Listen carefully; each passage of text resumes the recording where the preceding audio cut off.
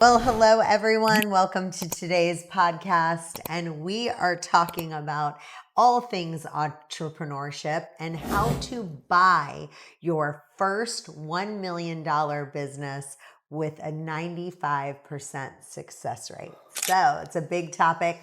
But the first thing that you have to do when you're buying a business is there takes some risk in it. So let's talk about that to start. Well, rich and risk both start with RI. So Yes. if you're going to get rich, you're going to have to take some risk. I don't know any safe way to getting there. It's not like you're going to pay $1 for a lottery ticket and just get rich. And even if you did, you're still risking $1, right? So the amount of risk is usually equal to the amount of wealth you can build. But on top of that, your speed, your knowledge, and your risk are really the combination in what you have to pull together to build your bank account. Your bank account is going to be a reflection of how much knowledge you have, how much risk you're taking. Your bank account absolutely is a direct reflection of your speed plus the amount of risk that you take. And knowledge. And knowledge, yes. And so I would say you take a little more risk than I do. I am a little bit faster than you are. Yes, so I'm on the speed. I've got that nailed down. That's why we make a good team. Yeah.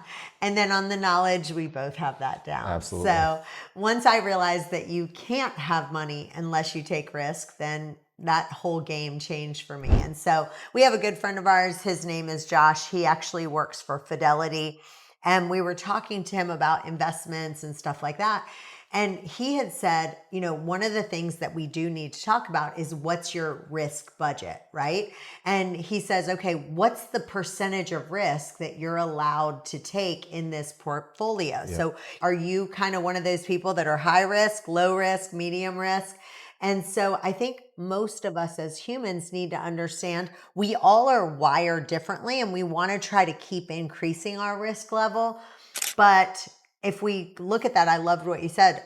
Rich and risk both start with R and I, but then the next one, if you look at risk, S stands for speed and K stands for knowledge. So being risky, having speed, and K for knowledge, those are the biggest things that you need to have in common. So I guess the question is, when it comes to a business, let's give them some practical examples of why they should buy a business instead of doing a startup. Doing a business and starting a business, you already know the revenue. So you can already see the financials, see the revenue. You can see that people want the product. Usually it has some employees, so you don't have to go hire those. You also can pick up some real estate, and if that's already built out, you don't have a build-out cost that you'd have to start. You'd have furniture that's already coming at a discount. And like a restaurant, you're getting the stove at half price. If you're buying a desk, you're getting a desk at half price, because it's not even really in there. Technically, it works the other way. So if you spend 40 grand on a desk, it goes against your P&L. Now that's going to move over on the balance sheet, but it also is then going to show 40 grand of revenue came in against an expense. So that's just one simple example. Well, I think one of the things when you buy a business, you guys know I'm a math major, I have my degree in math, so I always go back to the numbers. If you look at the numbers, 90% of startups fail. That is a failure rate. Buying a business, it's anywhere from 10% to 30%. If you look at the default of failure rate, when you look at the SBA, this is where you can get the loans from.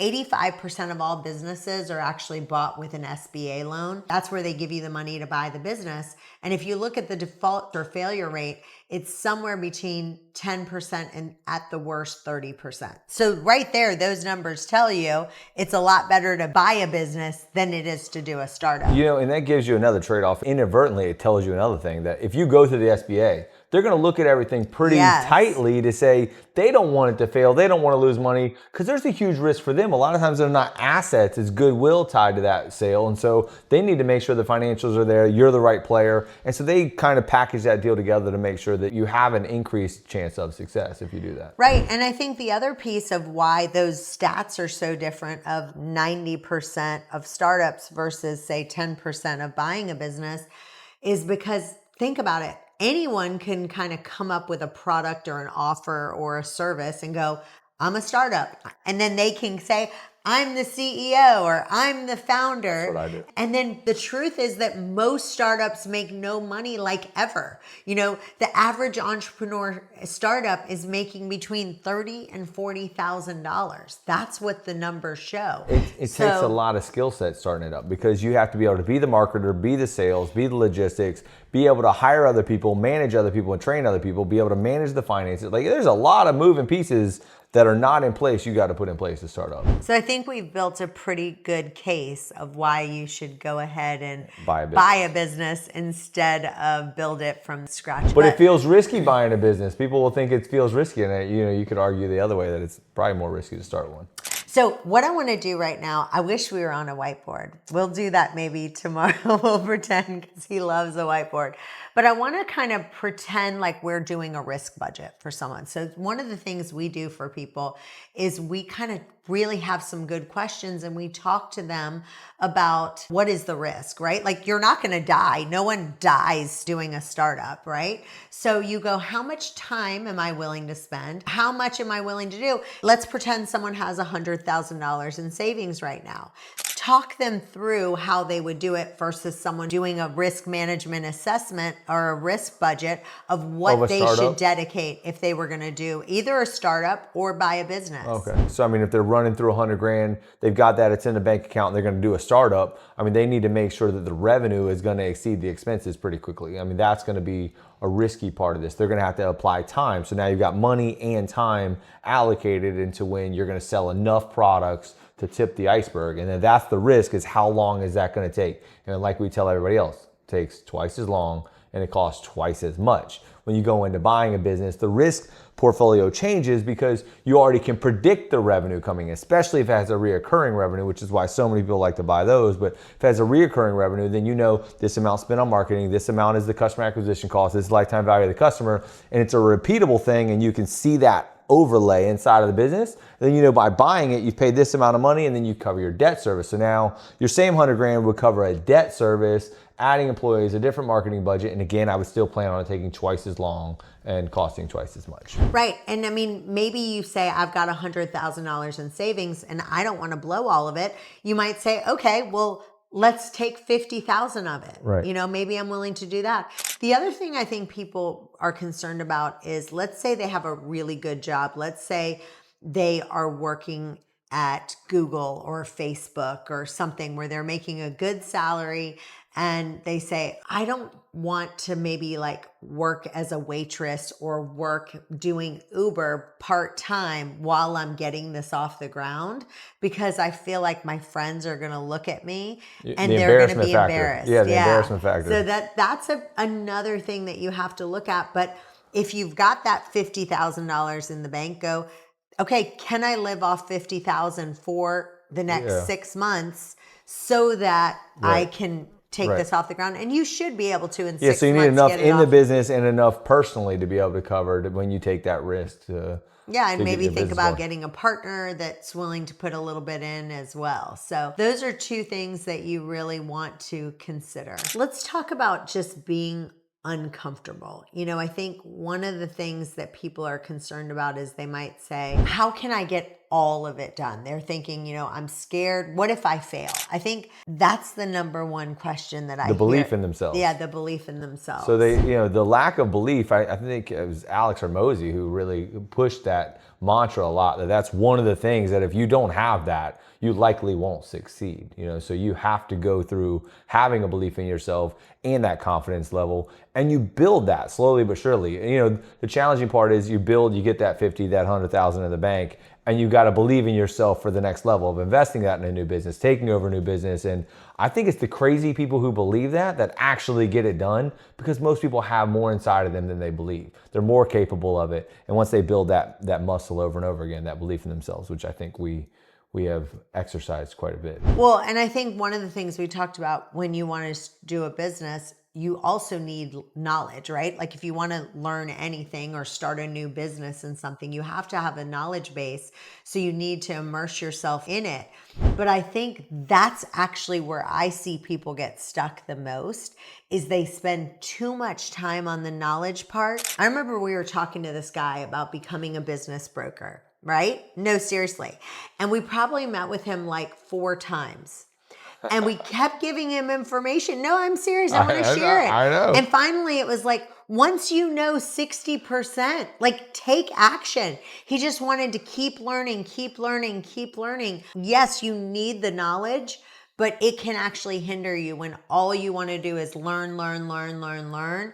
You have to be able to take action. Yeah, and it's part of one of the things I admire most about you is you like to go take action. And what I'm really good at is figuring it out after you've already got the ball moving. You're like, oh, we'll figure it out as we go. I'm like, yes, we will. And you'll keep taking more action, and it just keeps on going, and we figure it out. Yeah, I think that is probably my biggest strength. It can be my weakness as well because I'm such an action taker that sometimes I need to spend a little more time on aiming and then firing. I really believe in my heart at this point. You literally feel like you'll just go take action because I'll plan it too long that it will be faster for you to take action and me to figure out something on the back end than it will be for me to figure it out and then we go take action. It's actually faster to take the action and figure it out. Well, let's talk a little bit about... I just think of so many times that's happened now. It's pretty funny. Yeah. I like it. I like the dynamic of it. I like the pressure. And then the final thing that I want to say on this topic of buying a business, I know I say this all the time, but my mom says it all the time, is know thyself. And I think that you have to know yourself. I had an IV business for sale. And the girl, I loved her and she was really interested in this business. And after she thought about it, she said, I don't think I'm going to buy it. And she said, the reason is because if someone comes into the IV business and they need, let's say the nurse calls out sick. She's like, I feel like I can't give the IV because I'm not a nurse. And that would drive me crazy. She's like, if I was in another business, let's say I owned a sauna spa, right? Like one of those places that has nothing but saunas. If the girl calls out sick, you can turn on I the can sauna. Turn on the sauna. I can let them in the sauna. Do you know it how would to be turn on less. the sauna, though? I'm curious. But and she's like, I just know myself. She's like, that would really drive me crazy, and I don't want to go to nursing school. So I think that kind of mentality is really important for you to think. Okay, we all have quirks about us. We have some control issues, stuff like that. And some people go, that wouldn't bother me. I would just have a list of other nurses. And if someone calls out, I'd have a backup and that wouldn't drive me crazy. Well, you're bringing up a good point. Like, this is always going to be the case. There's always going to be some type of limiting belief or some kind of thing that stops you. I mean, I literally was just in a meeting with the guy before. I said, if I came in and bought this business, I'm going to do everything that you're scared to do, right? Like, even when you're in the business, they don't do it. They're scared to buy the business because they know themselves and they won't do it. The thing that's stopping them from buying the business is that adjustment. Then that's the thing stopping me from owning this business. That's the decision. Am I gonna go do that or not? And too many people go, all right, I'm not gonna do that. Then they go look at something else. All right, I'm not gonna do that. And they'll have a pattern of not doing it. And that was where I thought like cold plunges really came into place. Like once you get in a cold plunge, you can, and sit there for 3 minutes, you can eat gum off the street. Going to get your nurse's license is almost pretty easy. There's no limiting beliefs at that point. Yeah, I had a bagel business that was for sale, and I had this guy, and I was talking to him. And one of the things about me is like, I'm not going to try to sell you a business, especially with restaurants. When someone's trying to buy a restaurant, I always tell people, 90% of people, if you've never owned a restaurant before, I'm probably going to try to talk you out of buying the restaurant because it's a really, really hard business. I wrote a book called Tune In, God's Voice, Your Purpose. And I think that one of the things that God does is he whispers to us before he kind of shouts. It's like the Holy Spirit kind of like still small voice, and then it gets a little louder, and then it gets a little louder. And sometimes we have to experience the same thing over and over to the point it just becomes intolerable, and then we have to make a change. And so if you are in a business right now where, let's say you're working a 9 to 5 and it's like you get one bad boss, then you get a second bad boss, then you get a third bad boss, that might be God yelling at you saying, I want you to take a step of faith. Start this business that you want to do. Well, I want to add in another layer, and this is something I've been thinking on, is that ultimately people are going to have, whether it's the bad boss or whatever that leads them there, but really there's a risk tolerance. you're going to get a bad boss. You're going to get fired. Something's going to change in that. Like, meaning there's risk in staying where you're at and there's risk in going to the other side. People need to take the risk. They need to go do that. Other people need to be assessing this. I think there's a risk in staying in your business too long. At this point in time, I think there's so much money tied up in businesses that they should be looking to exit them. Mm-hmm. And there's going to be a race to exiting businesses, almost like the idea of race to selling homes. Like, people are going to go get liquid and then take the buying opportunity later. The people that don't do it are going to not be able to buy later and sell for less. Does that make sense? Yeah, it's supply and demand. If you think about houses, right now there's not as many businesses on the market as buyers out there. So it's definitely more of a seller's market, I would say. But as the longer you wait, it's the same thing. It's supply and demand. So if you've ever thought about selling your business,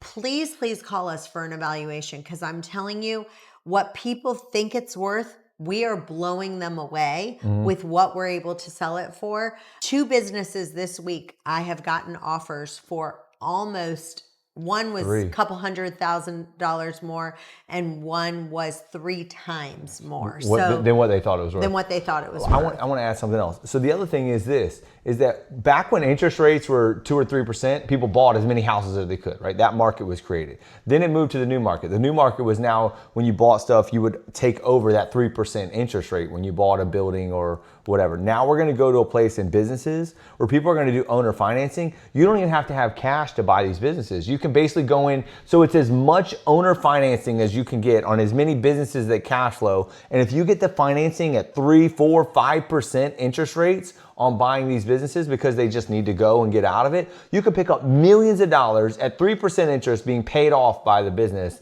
and picking those up now because people need to move through cashing them out. And so those are opportunities. You kind of got 2 different things, but selling them for cash, getting out of them, and the other is getting that owner financing side of it. And those opportunities are both there for everybody. And I want to jump back real quick about the whole risk thing, because if you think about it, a lot of people are like, oh my gosh, I'm so scared to quit my job. And I think the biggest risk is taking no risk at all. That's what I was saying earlier. There's a risk no matter what. Because it's like, think about it. If you leave your job, if you're a great employee, you're going to get another job, either at the place that you already were at. If you were great, they would hire you back. Yeah. Or even if they already filled that role, you'll be able to get a job somewhere else. So it's like, there's really very little risk in that. So the it's risk like, is not doing anything. Yeah, exactly. So I just want to remind you of that, is like, and then if we're already telling you that the chance of you buying a business and it failing is only at about 10% risk, then that's not that much either. Right. Like, go for it. So if you want, and then you get the whole upside. So if you get the profit of being more than you were making before, build it to something more, you doubled, tripled up, and you tripled up your valuation. Yeah.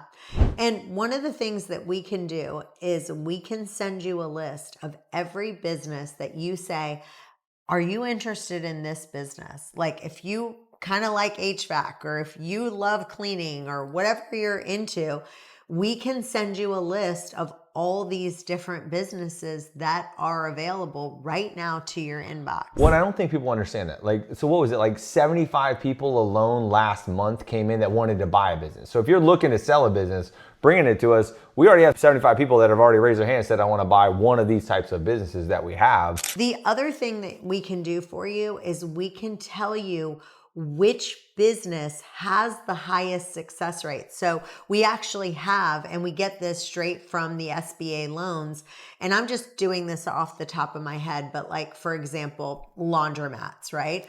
I think laundromats have like a 95% success rate. So that particular business is 95% chance. Like recession proof, you mean? Because it's already lasted. Technology is not going to go change that industry. I mean, it's not going to get rid of that industry. It would just adapt in that industry. Like, I have a great property management business right now. Rental property management, the success rate for that business is between 85 and 90%. So that's a really great business. You don't have to worry that it's going to go out, because those people, they don't want to start over with another property manager. You already have all their stuff.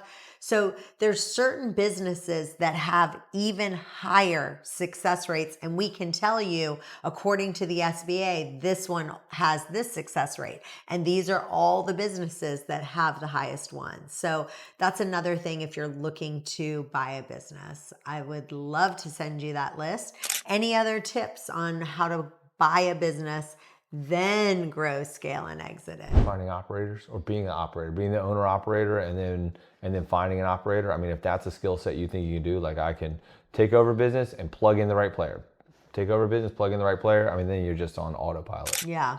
And I think if you want to be the operator for a little while, that's fine. So you can dial in the systems, dial in this, and, kind of do all that. Our goal, if you actually want to scale it, you've got to get a really good operator in place. So thanks for being with us today. You guys stay tuned. We've got another episode coming up in just a bit. Bye-bye for now.